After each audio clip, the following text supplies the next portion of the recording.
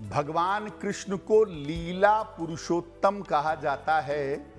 जन्म से लेके अंतिम समय तक उनका पूरा जीवन लीलाओं से भरा हुआ है और इन लीलाओं को करने में उन्होंने अपने विशेष अस्त्रों का प्रयोग किया है। वो अस्त्र कौन से हैं, इस पर आज बात करेंगे। लेकिन सबसे पहले जानते हैं कि भगवान कृष्ण की महिमा क्या है।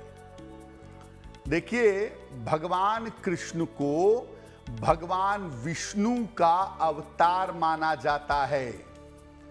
श्री हरि के बड़े सारे अवतार हैं, लेकिन उसमें भगवान कृष्ण को संपूर्ण अवतार माना जाता है। 16 कला संपन्न श्री कृष्ण को अलौकिक देव कहते हैं और इनकी लीलाओं को आप पढ़िए महाभारत में, हरिवंश पुराण में, तो हर समय इन्होंने अपने भगवान होने का परिचय दिया है। हर रूप में भगवान कृष्ण अपने भक्तों को आकर्षित करते हैं। कर्षयते इति कृष्णः, चूंकि भक्तों को ही नहीं, सृष्टि की समस्त जड़ और चेतन को आकर्षित करते हैं, इसीलिए उन्हें कृष्ण कहा जाता है। हर रूप में वो भक्तों की समस्याओं को हर लेते हैं और उन्हें मुक्ति मोक्ष का वरदान देते हैं। भगवान कृष्ण की लीलाओं के दौरान आप देखेंगे कि भगवान कृष्ण के बड़े सारे अस्त्र हैं जिससे उन्होंने अपनी लीलाएं की हैं, लेकिन उनके 3 अस्त्र विशेष प्रभावशाली हैं: सुदर्शन चक्र, बांसुरी और सम्मोहन। इन तीनों का सही समय पर सटीक प्रयोग करके उन्होंने पापियों को दंड दिया और धर्म की स्थापना की। यानी इतने ताकतवर अस्त्र होने के बावजूद उन्होंने अपने अस्त्रों का कभी भी दुरुपयोग नहीं किया है। भगवान कृष्ण के बहुत सारे स्वरूप ऐसे हैं जिसमें उनके हाथ में सुदर्शन चक्र भी विद्यमान है।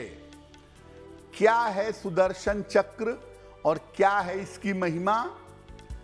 चक्र एक विशेष तरह का घातक हथियार है और ऐसा मत समझिए कि केवल भगवान कृष्ण के पास चक्र है। बहुत सारे देवी देवताओं के पास उनके अपने अपने चक्र हैं।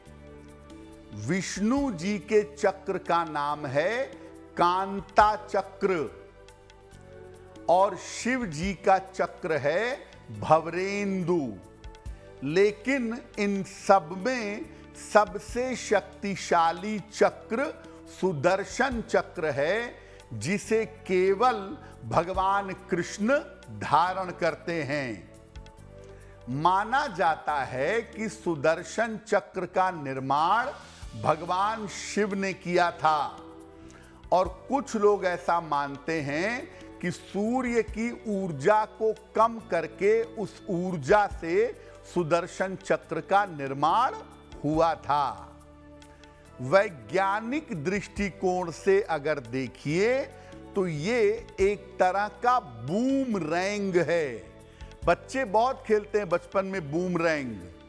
बूमरैंग प्रहार करने के बाद वापस लौट आता है और ये खासियत सुदर्शन चक्र में पाई जाती है।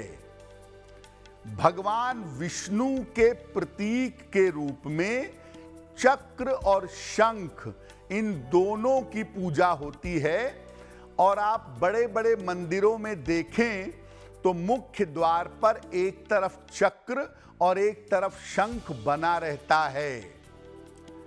अगर आप अपने घर के मुख्य द्वार पर शंख और चक्र की आकृति लगाते हैं तो घर में शुभता बनी रहती है और घर में किसी तरह की नकारात्मक घटना या किसी तरह की दुर्घटना नहीं घटती है।